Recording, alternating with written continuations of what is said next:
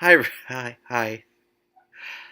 Oh my god, the response to this has been very overwhelming. Hi, everyone. Thanks for watching along with this painful journey of mine. I'm actually having a good time, so thank you. This is the fourth chapter of 50 Shades of Grey. For everyone, or no one. Here we go. Kiss me, damn it, I implore him, but I can't move. I'm paralyzed with a strange. Are they in the middle of the street? Where are they? They're still in the street. Maybe you shouldn't be paralyzed in the middle of the street. I'm paralyzed with a strange, unfamiliar need, completely captivated by him. I'm staring at Christian Grey's exquisitely sculptured mouth, mesmerized, and he's looking down at me, his gaze hooded, his eyes darkening. Get out of the street. Get out of the street.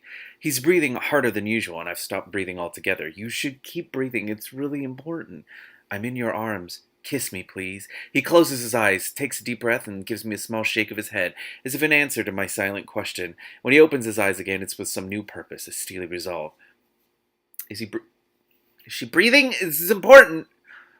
Anastasia, you should steer clear of me. I'm not the man for you, he whispers, if only that was uttered unironically. What? Where is that coming from? Surely I should be the judge of that. I frown up at him, and my head swims with rejection. Breathe, Anastasia, breathe. I'm going to stand you up and let you go, he says quietly, and he gently pushes me away. Adrenaline has spiked through my body from the near miss with a cyclist or the heady proximity to Christian. Two entirely analogous things. Yes, almost getting knocked down by a cyclist because you're in the road and up, whatever, and then being next to a person. I'm going to keep reading. No! My psyche screams as he pulls away, leaving me bereft. Is she just going to start doing. He has his hands on my shoulders, holding me at arm's length, watching my reactions carefully. The only thing I can think is that I want to be kissed. Made it pretty damn obvious, and he didn't do it. He doesn't want me. He really doesn't want me. I've royally screwed up the coffee morning. I've got this, I breathe, finding my voice. Thank you, I mutter, awash with humiliation. How could I have misread the situation between us so utterly? I need to get away from him. For what? He frowns. He hasn't taken his hands off me.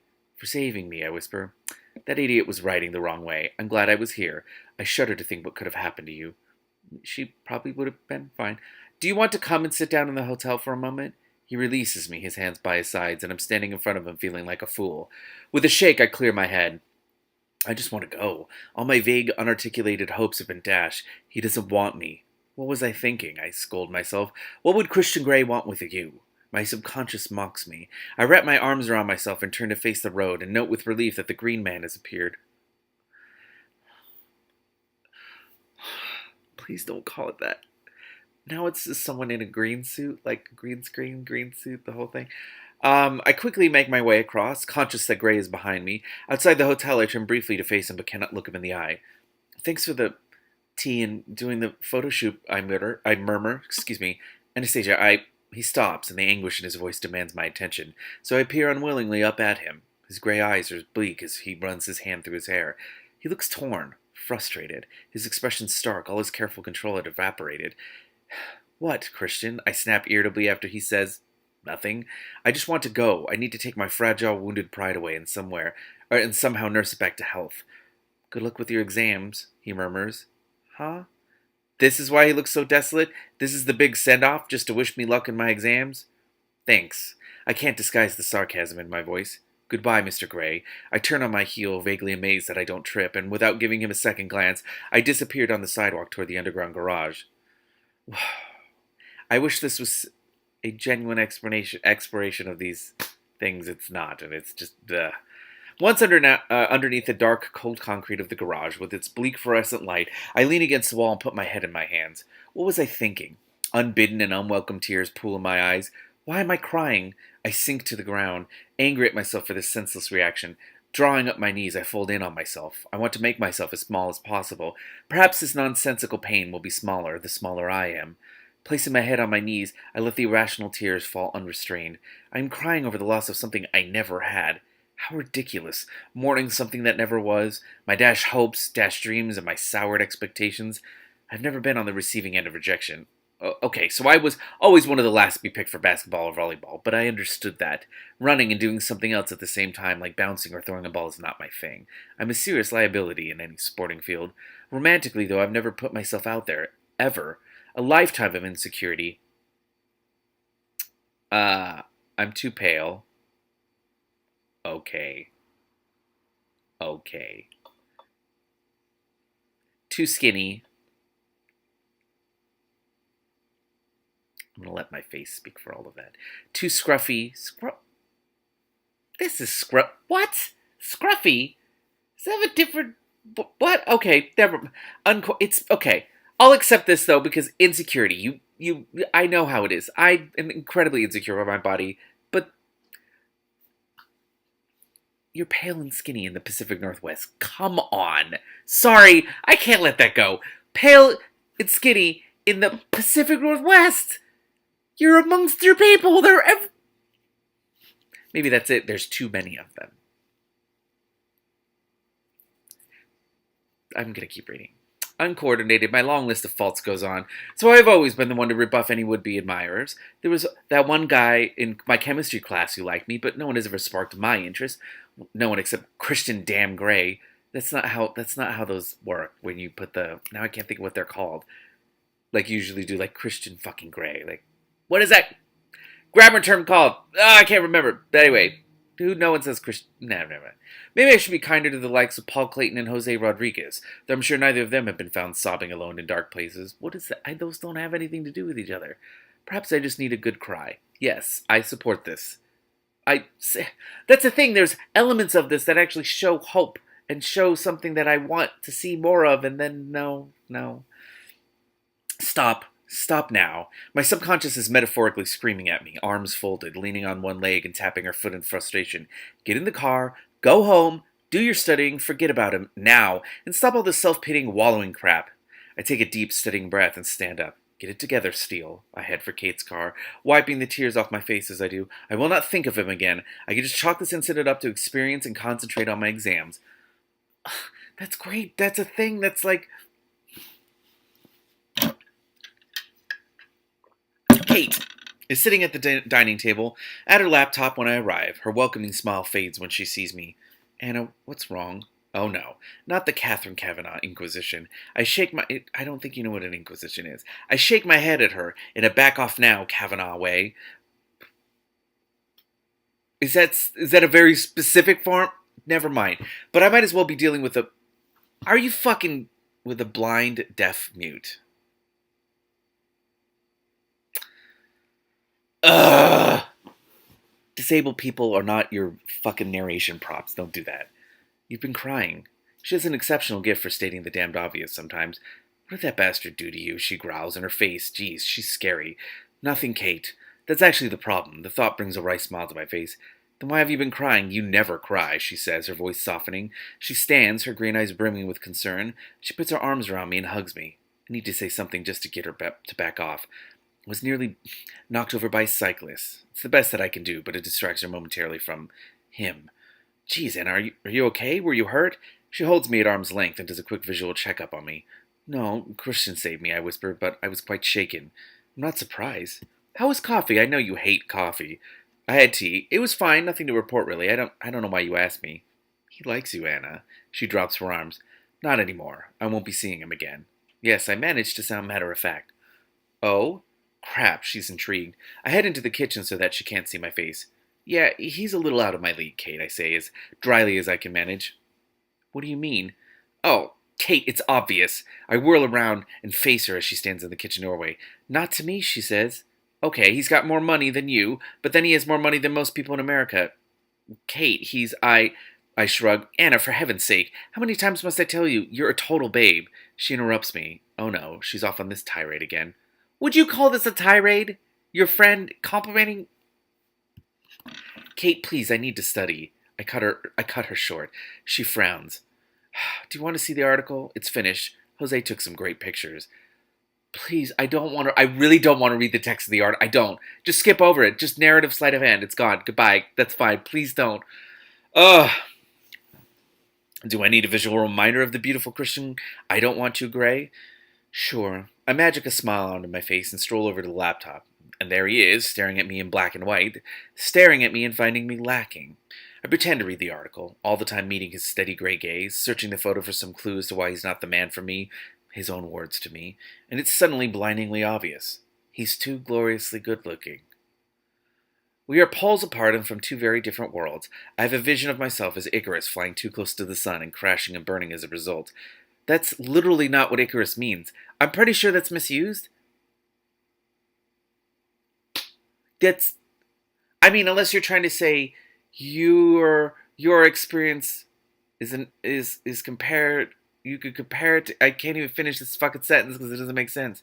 You entering the world of rich people is you getting too close to the sun? What? His words make sense. No, they don't. He's not the man for me. This is what he meant, and it makes his rejection easier to accept. Almost. I can live with this. I understand. Very good, Kate, I manage. I'm going to study now. I'm not going to think about him again for now. I vow to myself, and opening my revision notes, I start to read. It's only when I'm in bed, trying to sleep, that I allow my thoughts to drift through my strange morning. I keep coming back to the "I don't do the girlfriend thing" quote, and I'm angry that I didn't pounce on this information sooner. When I was in his arms, mentally begging him with every fiber of my being to kiss me, he'd said it there and then. He didn't want me as a girlfriend. I turned on to my side. Idly, I wonder if perhaps he's celibate. I close my eyes and begin to drift. Maybe he's saving himself. Well, not for you, my sleepy subconscious has a final swipe at me before unleashing itself on my dreams. And that night, I dream of gray eyes, leafy patterns, and milk, and you dream of lattes? Just say lattes. And I'm running through dark places with eerie strip lighting, and I don't know if I'm running towards something or away from it. It's just not clear. I put my pen down. In the dream? Are we in the dream still? Finish my friend. What? How did you get to the building? What is happening? I put my pen down. Finished. My final exam is over. Well, how did this happen? I feel the Cheshire Cat grin spread over my face. It's probably the first time all week that I've smiled. It's Friday and we shall be celebrating tonight, really celebrating. I might even get drunk. I've never been drunk before. I glance across the sports hall at Kate, and she's still scribbling furiously. 5 minutes to the end. This is it, the end of my academic career. Why is the... Oh my god. The tense change, and it's weird, which I feel weird complaining about because I have a severe problem with my writing and changing tense. I do it all the time, constantly. It's a problem, but still. Now I see it in other people too, because it's a huge flaw of my own. So, self-criticism as well. I do it... Anyway. I shall never have to sit in rows of anxious, isolated students again. Inside, I'm doing graceful cartwheels around my head, knowing full well that's the only place I can do graceful cartwheels. Hey, amen. That's same here. I fully support that sentence. Kate stops writing and puts her pen down. She glances across at me, and I catch her Cheshire Cat smile, too. We head back to our apartment. I see something coming up and I'm scared. Together in her Mercedes, refusing to discuss our final paper. Kate is more concerned about what she's going to wear to the bar this evening. I am busily fishing around in my purse for keys. Why didn't you... Okay, so I don't know what's happening here. It looks like a handwritten note, but it's clearly typed out. Why didn't you tell me there was danger? Why didn't you warn me? Ladies know what to guard against because they read novels that tell them of these tricks. What is that? I don't understand. Anna, there's a package for you. Kate is standing on the steps up to the front door holding a brown paper parcel. Odd, I haven't ordered anything from Amazon recently. Kate gives me the parcel and takes my keys to open the front door. It's addressed to Miss Anastasia Steele. There's no sender's address or name. Perhaps it's from my mom or Ray. It's probably from my folks. Open it. Kate is excited as she heads into the kitchen for our exams. Exams are finished. Hurrah! Champagne! I open the parcel, and inside I find a half-leather box containing 3 seemingly identical old cloth-covered books in mint condition and a plain white card. Written on one side in black ink in neat cursive writing is... Oh, that's the thing is out of order in my Kindle file. I am so confused. Why didn't you tell me there was danger? Why didn't you warn me? Ladies know what to guard against because they read the novels that tell them of these tricks. I recognize the quote from Tess. I am stunned by the irony as I've just spent 3 hours writing about the novels of Thomas Hardy in my final exam. Perhaps there is no irony. Perhaps it's deliberate. Be concerned about this? Be very concerned. That seems so... I inspect the books closely. 3 volumes of Tess of the D'Urbervilles. I open the front cover, written in an old... Typeface on the front plate is London, Jack R. Osgood, McIlvaine and Company, 1891. Holy shit. They are first editions. They must be worth a fortune, and I know immediately who sent them. Kate is at my shoulder, gazing at the books. She picks up the card. First editions, I whisper. No. Kate's eyes are wide with disbelief. Gray? I nod. Can't think of anyone else. What does this card mean? I have no idea. I think it's a warning. Honestly, he keeps warning me off. I have no idea why. It's not like I'm beating his front door down. Right? You should be super concerned about this behavior. I frown. I know you don't want to talk about Amanda, but he's seriously into you, warnings or no. I have not let myself dwell on Christian Grey for the past week. Okay, so his gray eyes are still haunting my dreams, and I know it will take an eternity to expunge the feel of his arms around me and his wonderful fragrance from my brain, but why has he sent me this? He told me that I wasn't for him. Oh my god! I found one test first edition for sale in New York at $14,000. But yours looks in much better condition. They must have cost more. Kate is consulting her good friend Google. Hey, at least D.L. James didn't say her favorite search engine. This quote. Tess says it to her mother after Alec d'Urberville has had his wicked way with her. I know, muses Kate. What is he trying to say? I don't know, and I don't care. I can't accept these from him. I'll send them back with an equally baffling quote from some obscure part of the book. See, that's funny. That's funny.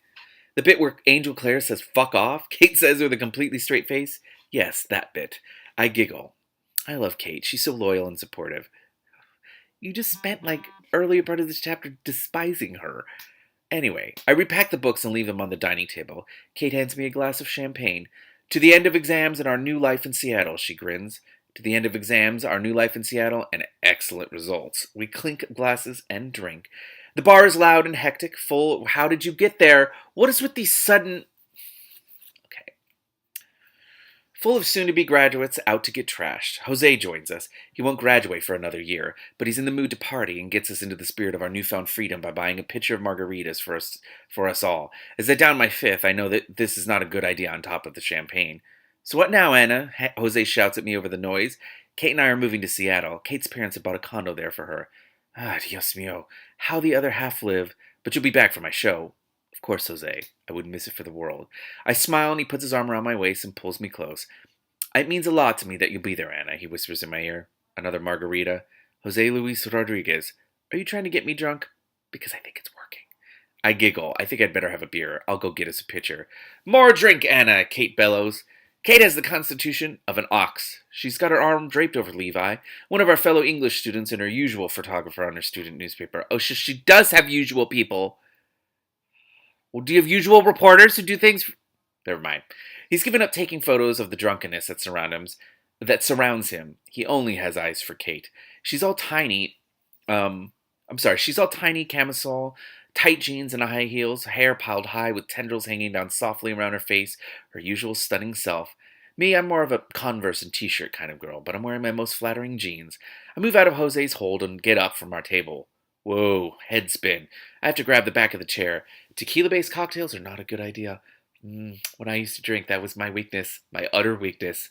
I also had the constitution of an ox. I could drink a lot. Oh, I'm so glad I don't drink anymore. You have no idea. I was a fucking hot mess. I make my way to the bar and decide that, I need to tell you, I once got drunk and made out with the doorknob, so enjoy that. I don't get to criticize any of 50 Shades of Grey, because she's not making out with the doorknob. I will probably regret that statement once I get to the actual smut. Okay, what have I done? I make my way to the bar and decide that who keeps texting me? It's like the fifth text message I got. I make my way to the bar and decide that I should visit the powder room while I'm on my feet. Good thinking, Anna. I stagger off through the crowd. Of course there's a line, but at least it's quiet and cool in the corridor. I reach for my cell phone to relieve the boredom of waiting in line. Oh, who did I last call? Was it Jose? Before that, a number I don't recognize. Oh, yes, Gray. I think this is his number. I giggle. I giggle. I have no idea what the time is. Maybe I'll wake him. Perhaps he can tell me why he sent me those books and the cryptic message. If he wants me to stay away, he should leave me alone.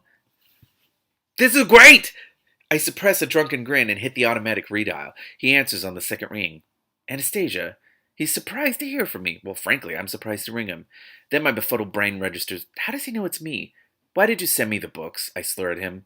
Anastasia, are you okay? You sound strange. His voice is filled with concern. I'm not the strange one. You are, I accuse. There.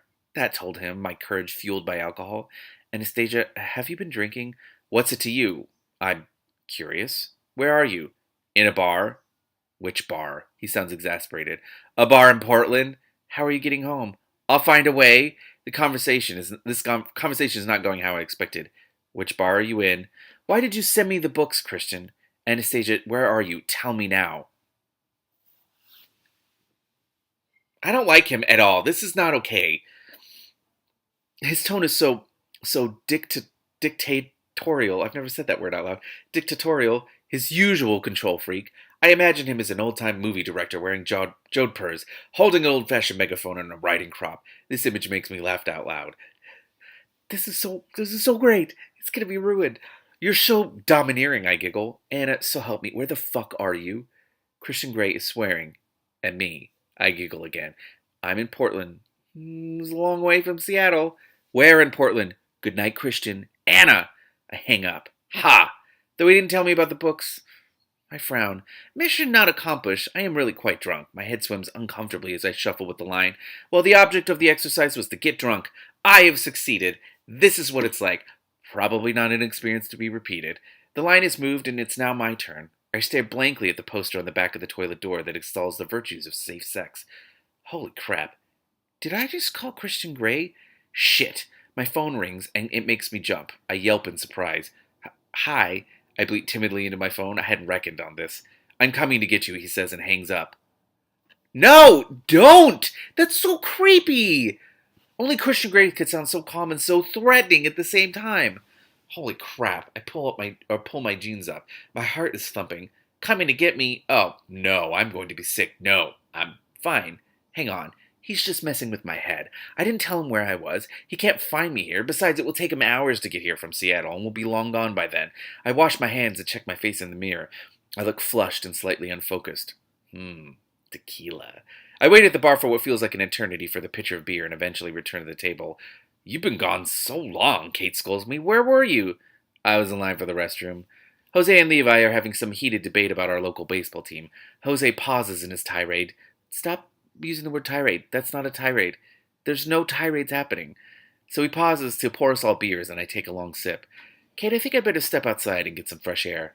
Anna, you were such a lightweight. I'll be 5 minutes.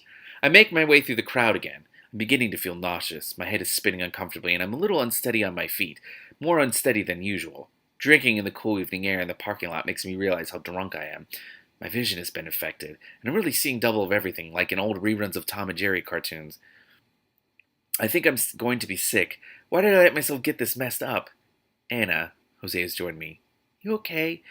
Well, I think I've had just a bit too much to drink. I smile weakly at him. Me too, he murmurs, and his dark eyes are watching me intently. Do you need a hand? He asks and steps closer, putting his arm around me. Jose, I'm okay. I've got this. I try and push him away rather feebly. Anna, please, he whispers, and now he's holding me in his arms, pulling me close. Oh, boy. Oh, boy. Jose, what are you doing?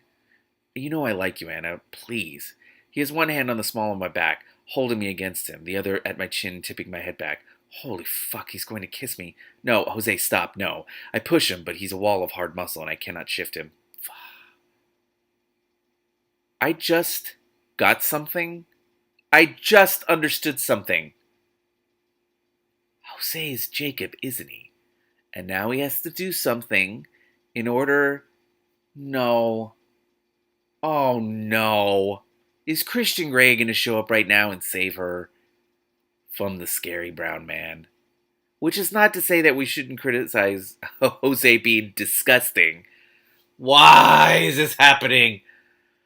His hand has slipped into my hair and he's holding my head in place. Please, Anna, Cariña. No, he wouldn't. That's not how Spanish works. He whispers against my lips. His breath is soft and smells too sweet of margarita and beer. He gently trails kisses along my jaw up to the side of my mouth. I feel panicky, drunk, and out of control. The feeling is suffocating. Jose, no, I plead. I don't want this. You are my friend, and I think I'm going to throw up. I think the lady said no. A voice in the dark says quietly, of course. Holy shit, Christian Grey. Is anyone surprised? He's here. How? Jose releases me. Grey, he says tersely. I glance up anxiously at Christian. He's glowering at Jose and he's furious. Crap, my stomach heaves and I double over, my body no longer able to tolerate the alcohol, and I vomit spectacularly onto the ground. Ugh, Dios mío, Anna. I'm gonna say this. I don't care. You could tell a fucking white person wrote this. I'm not fluent in Spanish, but it's been in my life, my whole life, most of my life. I would say, maybe not the Idaho part. Just no. Spanglish has a very specific, just no. Grey grabs my hair and pulls it out. How did he fucking get there? How did he find her? Anyway, Grey grabs my hair and pulls it out of the firing line. That's actually funny. And gently leads me over to a raised flower bed on the edge of the parking lot. I note, with deep gratitude, that it's in relative darkness. If you're going to throw up again, do it here. I'll hold you. He has one arm around my shoulders. The other is holding my hair in a makeshift ponytail down my back so it's off my face. I try to awkwardly push him away, but I vomit again. And again. Oh, shit, how long is this going to last? Even when my stomach's empty and nothing is coming up, horrible dry heaves rack my body. I vow silently that I'll never ever drink again. This is just too appalling for words. Finally, it stops. My hands are resting on the brick wall of the flower bed, barely holding me up. Vomiting profusely is exhausting. It is. I don't like it. I don't do it. I'm serious. I don't do it. I will avoid it. I know that sounds absurd, but you don't understand. I don't like... No. Grey takes his hands off me and passes me a handkerchief. Only he would have a monogrammed, freshly laundered linen handkerchief. CTG.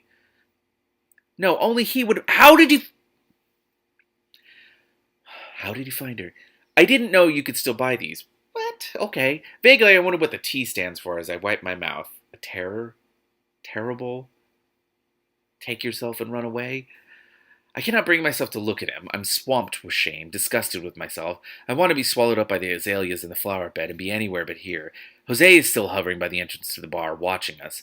I groan and put my head in my hands. This has to be the single worst moment of my life. My head is still swimming as I try to remember a worse one, and I can only come up with Christian's rejection. And this is so many shades darker in terms of humiliation. Nothing else? You had no humiliating moments? Aren't you clumsy? Aren't you constantly falling? Wouldn't you have tons of humiliating? Moving on. I risk a peek at him. He's staring down at me, his face composed, giving nothing away. Turning, I glance at Jose, who looks pretty shamefaced himself, and, like me, intimidated by Grey. I glare at him. I have a few choice words for my so-called friend, none of which I can repeat in front of Christian Grey, CEO. Anna, who are you kidding? He's just seen you hurl all over the ground and into the local flora. There's no disguising your lack of ladylike behavior. No. I'll see you inside, Jose mutters, but we both ignore him and he sinks up back into the building. I'm on my own with Grey. Double crap. What should I say to him? How the fuck did you get here? That's what you should say to him. How did you find... Apologize for the phone call. That should literally never be on... No. Nope. It shouldn't.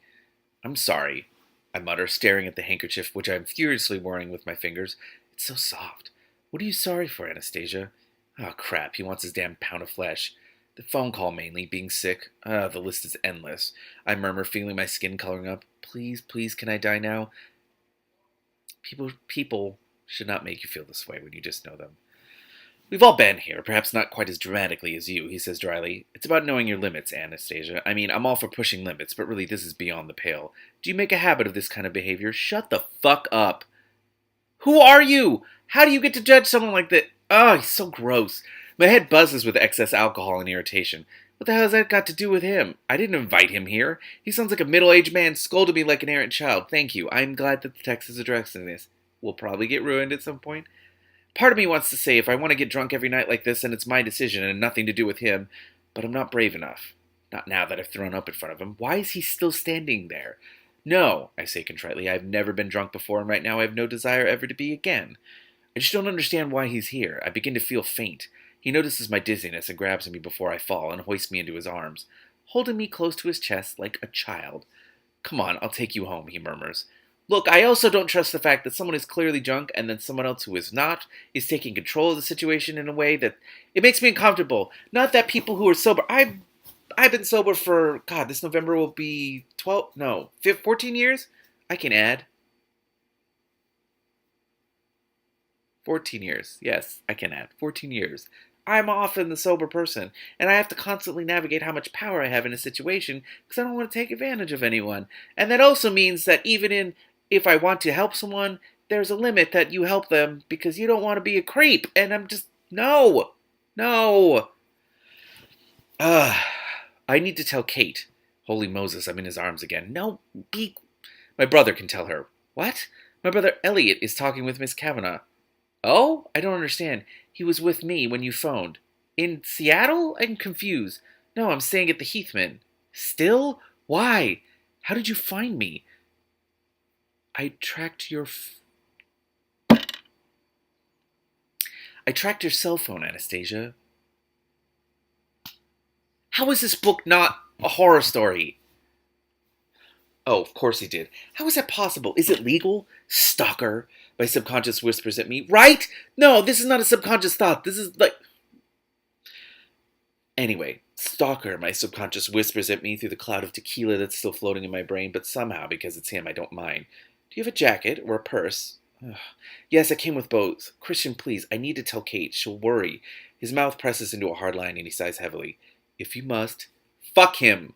No! No! I don't like that he's like, you can't have a conversation with this person. No, it's not even that. She wants to tell her friend that she's leaving. This is an important thing, and he's like, annoyed by it.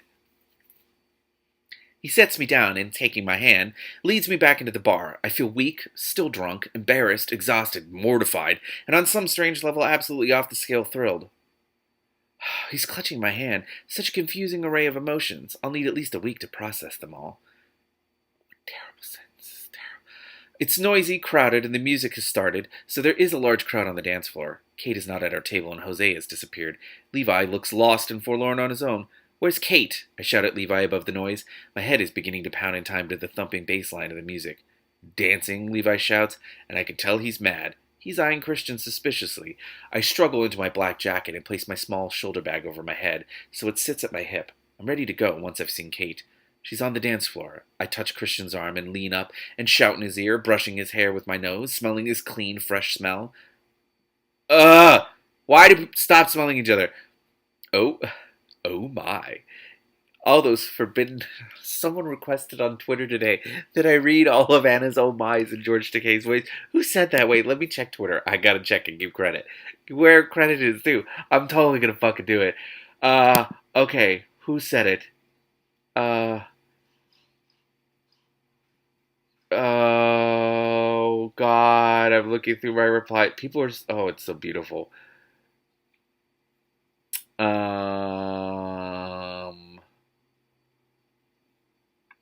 God, who said it? I feel really bad. I want to give credit. This is the best. This is the best. This is the best little tangent I've ever gone on. Clearly the most entertaining one. Oh my God, who did say it?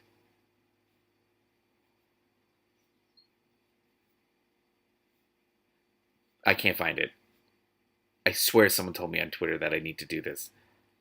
Okay, I'm going to find out, and the next time it comes up, I'll say it. Okay, all those forbidden, unfamiliar feelings that I have tried to deny surface and run amok through my drained body. I flush somewhere deep, deep down. My muscles clench deliciously.